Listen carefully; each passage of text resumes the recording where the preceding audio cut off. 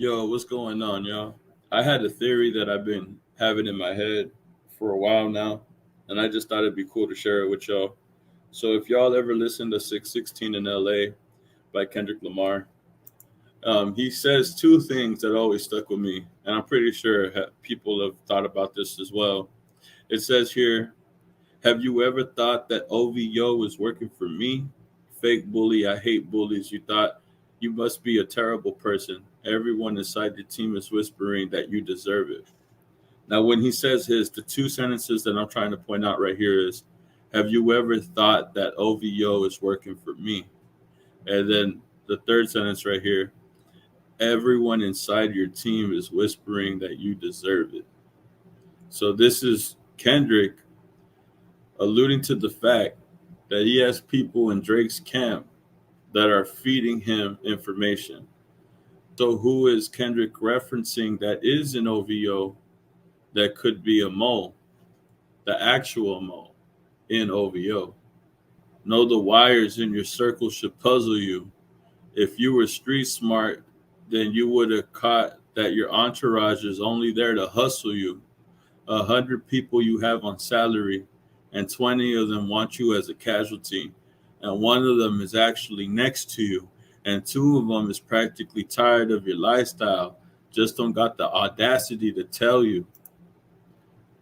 Now, if you go to Rap Genius, and this is why sometimes it's a love and hate thing with Rap Genius. Rap Genius is saying that it's 21 Savage. First of all, it's not 21 Savage. It's that just because it says you have 20 and then it ends with one. It says, and 20 of them want you as a casualty, and one of them is actually next to you. Not It's not 21 just because it says 20 and then the word one. You Especially because Drake dropped It's Up with 21 Savage a few days ago. And then people were alluding that it could be 40. Now, I ain't crossed 40 off my list yet. Now, they're saying it's 40 only because of the Pusha T situation with the story of Adonis, Adidon, or whatever you want to call it, right? So they said 40 got a big mouth, so he probably must have said something again. But this is just alluding to the fact that because he said something once, he probably said something again. But 40 ain't in the clear yet, but I don't think this is in regards to 40 just yet. What I want to say is that this person that he might be talking about might be the producer that we've come to know as Boy Wonder. Now, in 616 in LA, you could hear the sample being said, Boy Wonder, real slow like in the background while Kendrick is rapping and while the song is fading at the end of the song. Now, that's one thing. The sample saying Boy Wonder is one thing that made me believe this. And then I had saw somebody post, well, Drake's producer is Boy Wonder, and he's also from Canada.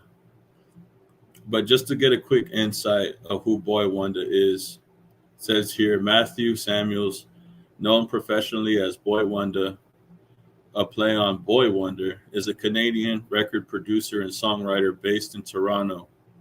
He is an in-house producer for Drake's OVO Sound label and has produced for a variety of artists, notably Drake, Rihanna, Eminem, Jay-Z, Nicki Minaj, Nas, Jack Harlow, Kanye West, and Kendrick Lamar, among others. In 2015, Samuel served as the executive producer for Drake's mixtape, If You're Reading This, It's Too Late.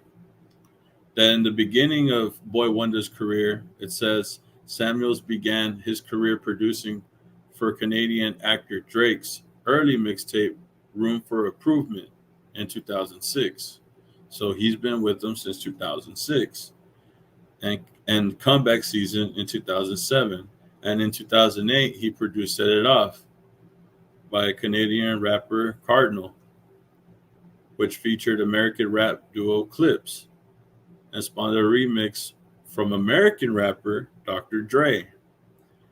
And we all know who Dr. Dre is cool with, right? In an interview with Flow 93.5, Boy Wonder revealed that he was working on beats for Dr. Dre's highly anticipated album Detox, which we all know was scrapped, which was to be released in 2011. However, the album was indefinitely shelved, and none of the released or leaked tracks by Dr. Dre feature Boy Wonder's production. So this is just the background of Boy Wonder. But already you could already see why I think he might be one of the people that could have potentially be the moles, the potential alleged mole. Keep it alleged. So for one, he's been rocking with Drake since 2005, 2006. 2006. Been rocking with Drake since 2006, early mixtape days. But then he comes up making beats and then hops on a duo or starts collabing with Dr. Dre on Detox. Even though Detox didn't come out yet, this is already setting you up for a time. So this is already from 06 to 2011. So think about it right here.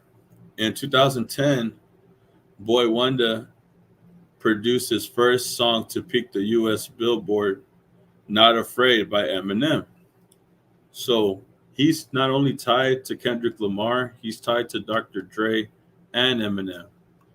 Boy Wonder produced a bulk with Drake's second album, Take Care, which he released in November 15, 2011. Now notice there's a back and forth here. He'll go with Dr. Dre and Eminem, and then he'll go back to Drake. So already off rip, bro, he's playing both sides. But this is before the beef. There was no beef before 2010. There was no beef. But he already has ties to Dre and Eminem, Aftermath, and that whole clique, bro. But he's always going back to Drake. That's Drake's producer. Like, that's his guy. Came up together. So now we go to 2013. He produced 5 a.m. in Toronto by Drake, which later released in Drake's 2019 compilation album, Care Package. Already seeing him go from Aftermath and then go back to Drake. So when did he make a song with Kendrick Lamar? He did a song called Whose House featuring Kendrick Lamar with Slim the Mobster, produced by Boy Wonder. This was as early as 2011. So I'm not sure how close he was to Kendrick when he produced this track, but he has been working with Kendrick since like over a decade ago. And if Boy Wonder is cool with Kendrick Lamar this early on, obviously he came up with Drake. But then you got to remember at the time, Drake is an artist coming up.